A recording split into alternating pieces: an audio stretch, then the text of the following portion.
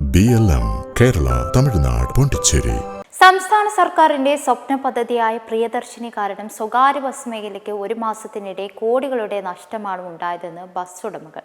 കഴിഞ്ഞ ദിവസം ഇത് സംബന്ധിച്ച് ഗതാഗത മന്ത്രി CP ജോണും ബസ് ഉടമകളുമായി ചർച്ച നടത്തിയിരുന്നു. തുടർന്നാണ് തങ്ങൾക്കുണ്ടായ നഷ്ടങ്ങൾ ഓരോന്നായി ഇവർ വെളിപ്പെടുത്തിയത്. നിലവിൽ 500-ലധികം ബസ്സുകൾ ഓട്ടം നിർത്തിയെന്നാണ് ബസ് ഉടമകളുടെ അവകാശവാദം. നേരത്തെ ദിനം പ്രതി 16,000 രൂപ കിട്ടിയ ബസ്സുകൾക്ക് കിട്ടുന്നത് 10,000-ൽ താഴെ മാത്രമാണെന്നും പറയുന്നുണ്ട്. സ്വകാര്യ ബസ്സുകൾ കടന്നു പോകുമ്പോൾ KSRTCക്കായി സ്റ്റോപ്പിൽ കാത്തു നിൽക്കുകയാണ് ഭൂരിഭാഗം സ്ത്രീകളും. ഇതിൽ അധിക പ്രതിസന്ധി നേരിടുന്നത് കൊല്ലം, വയനാട്, കോട്ടയം പോലുള്ള ജില്ലകളിലാണ്. 10 വർഷം മുമ്പ് സംസ്ഥാനത്ത് 12,000 സ്വകാര്യ ബസ്സുകൾ ഉള്ളിടത്ത് ഇപ്പോൾ ഓടുന്നത് 11,936 ബസ്സുകളാണെന്നും സ്വകാര്യ ബസ്സുകളിലും സ്ത്രീകൾക്ക് സൗജന്യ യാത്ര അനുവദിച്ച് ടിക്കറ്റിന്റെ പണം സർക്കാർ നൽകണമെന്നാണ് ബസ് ഉടമകളുടെ പ്രധാന ആവശ്യമായി ഉന്നയിച്ചത്. ഒപ്പം ഡീസൽ സബ്സിഡി അനുവദിക്കുക, വിദ്യാർത്ഥികളുടെ കൺസെഷൻ നിരക്ക് വർദ്ധിപ്പിക്കുക തുടങ്ങിയ ആവശ്യങ്ങളും ചർച്ചയിൽ ബസ് ഉടമകൾ നിർദ്ദേശിച്ചിരുന്നു.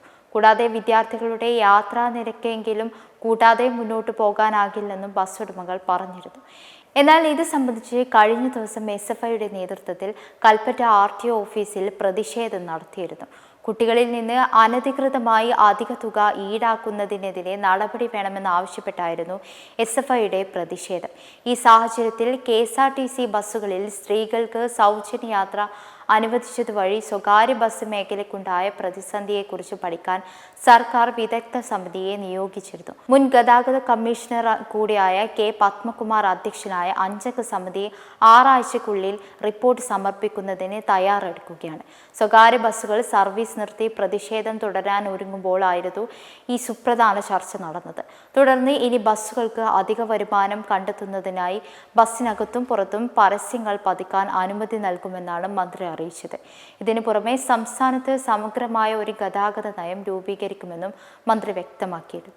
BLM കേരള തമിഴ്നാട് പോണ്ടിച്ചേരി.